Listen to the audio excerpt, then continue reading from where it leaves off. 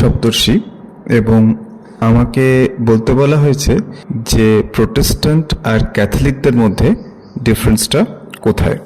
সেটা বলার আগে বলে নিই যে ক্যাথলিক শুধু একটা ধর্ম সংক্রান্ত ব্যাপার নয়, Catholic also has a meaning. Catholic means all embracing, মানে if you have a Catholic approach towards life, it means you respect all religion, all opinion, মানে সমস্ত ধরনের রিলিজিয়ন, সমস্ত ধরনের ওপিনিয়নকে আপনি রেসপেক্ট করছেন, স্পেস দিচ্ছেন। আর এই প্রোটেস্ট্যান্ট আর ক্যাথলিকদের ঝগড়াটা জানতে গেলে আমাদেরকে অনেকটা পিছিয়ে যেতে হবে 16th সেঞ্চুরিতে। এখানে একটা ব্যাপার ঘটেছিল। মার্টিন লুথার বলে এক ভদ্রলোক ছিলেন। জার্মানিতে ইউনিভার্সিটি অফ উইটেনবার্গে তিনি থিওলজি পড়াতেন এবং সঙ্গে সঙ্গে চার্চের যে ডেভেলপমেন্টগুলো হচ্ছে সেদিকেও তার নজর ছিল। এমনিতেই ভদ্রলোক প্রফেসর হিসেবে খুব পপুলার ছিলেন।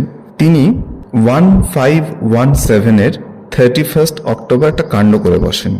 লিটারালি কাণ্ডই বলতে হবে, কারণ উনি একটা লম্বা ডকুমেন্ট লেখেন এবং সেটার নাম দেন 95 থেসিসেস, এবং এটাকে তিনি পাবলিশ করেন এবং সার্কুলেট করা শুরু করেন। তো এই 95 থেসিসে কি ছিল? বেসিক্যালি এটা একটা ডকুমেন্ট ছিল এবং এই ডকুমেন্টে ক্রিশ্চিয়ানিটি নিয়ে 95টা আইডিয়াস ছিল। মার্টিন লুথার ইংল্যান্ডের মানুষজনকে রোমান ক্যাথলিক চার্চ নিয়ে তার যে ডিসস্যাটিসফ্যাকশন সেগুলো এক এক করে তুলে ধরেন। রোমান ক্যাথলিক চার্চ কেন বলছি? কারণ ক্যাথলিক চার্চের বা চার্চগুলোর হেড ছিলেন রোমে। যিনি পোপ, তিনি এই ক্যাথলিক চার্চগুলোর সর্বেসর্বা হেড। এবং মার্টিন লুথারের মূল বক্তব্য ছিল বাইবেলের যে মেইন মেসেজ সেখান থেকে রোমান ক্যাথলিক চার্চ অনেক ডেভিয়েট করেছে এবং রোমান চার্চেসগুলো বা ক্যাথলিক চার্চেসগুলো কারাপশন আর ওয়েলথের জায়গা হয়ে উঠেছে। একটা জিনিস তো সত্যি খুব খারাপ ছিল যে ইন্ডালজেন্স সিস্টেম মানে কি? যে আপনি কোনো ক্রাইম করলেন, কারো ল্যান্ড গ্র্যাব করলেন বা কাউকে মার্ডার অবধি যদি করেন, সেটা আপনি ক্যাথলিক চার্চে জানালেন এবং একটা টাকা দিলেন, একটা মোটা অ্যামাউন্টের টাকা দিলেন। ওরা তখন আপনাকে একটা ইন্ডালজেন্স পেপার দেবে, মানে আপনি ফ্রি হয়ে গেলেন। সুতরাং এই রোমান ক্যাথলিক চার্চেসগুলো বেসিক্যালি সমস্ত ইলিগাল অ্যাক্টিভিটিসকে এনকারেজ করত। এভাবেই তারা কিন্তু প্রচুর পয়সা করেছিল। প্রচুর পয়সা মানে ক্যাথলিক চার্চের সঙ্গে যারা ইনভলভড তারা প্রচুর পয়সা করেছিলেন এবং ফুলে ফেঁপে উঠেছিলেন। মার্টিন লুথার এইটা প্রোটেস্ট করলেন এবং এই যে প্রোটেস্টটা এত রেলিভেন্ট হলো কি করে? মার্টিন লুথার হয়তো এটা নিয়ে কথা বলেছিলেন, কিন্তু অনেক আগে থেকেই ক্যাথলিক চার্চেসগুলোর আগেনস্টে পাবলিকের রাগ ছিল, ডিসস্যাটিসফ্যাকশন ছিল। তিনি সেটাকে এক্সপ্রেশন দিলেন। এই যে মার্টিন লুথারের থিসিসটাকে পাবলিশ করা, এটাকেই বলা হয় প্রোটেস্ট্যান্ট রিফর্মেশন। মানে রিফর্ম করা মানে কি? রিফর্ম মানে কোনো কিছুকে সংশোধন করা, কারেক্ট করা। আর এই যে প্রোটেস্ট কার এগেনস্টে? ক্যাথলিক চার্চের যে ম্যাল প্র্যাকটিসেস তার আগেনস্টে। এবং এখান থেকে কিন্তু ডেভেলপ করছে প্রোটেস্ট্যান্ট কালচার, যেটা প্রোটেস্ট থেকেই প্রোটেস্ট্যান্ট। আমরা যদি দেখি যে এই সময়টায় তখন কিন্তু জার্মানিতে প্রিন্টিং প্রেস তৈরি হয়ে গেছে।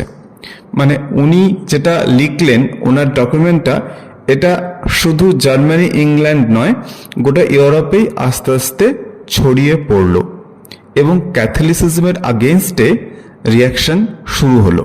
আবার এটা বুঝতে হবে যে ক্যাথলিক চার্চগুলো এত সহজে তো তাদের কারাপশনের জায়গাটা ছাড়বে না। সুতরাং ক্যাথলিক আর প্রোটেস্ট্যান্টদের মধ্যে একটা লং টার্মের লড়াই শুরু হলো। এবং সত্যি কথা বলতে গেলে যতই আমরা ক্রিশ্চিয়ানিটির কথা বলি না কেন, লড়াইটা কিন্তু ছিল মেইনলি পাওয়ার, ইনফ্লুয়েন্স আর মানির। কারণ ক্যাথলিক চার্চগুলো সাংঘাতিক পাওয়ারফুল হয়ে উঠছিল। সেই সিস্টেমটাকে মার্টিন লুথার চ্যালেঞ্জ করেছিলেন। এটা সাংঘাতিক একটা কঠিন কাজ ছিল।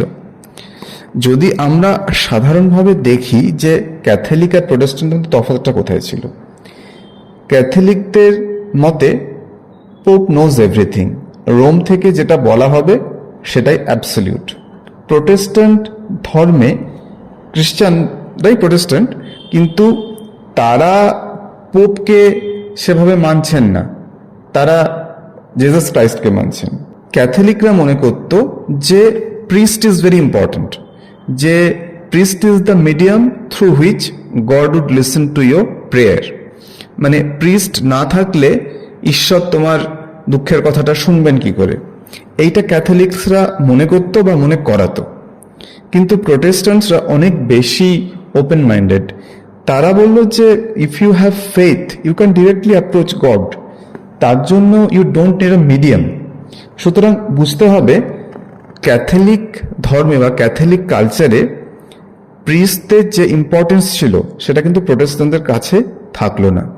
ক্যাথলিক চার্চগুলোর রাগ অবশ্যই হবে, কারণ তাহলে তারা আর আগের মতো ভয় দেখিয়ে সাধারণ মানুষদের কাছ থেকে টাকা তুলতে পারবে না।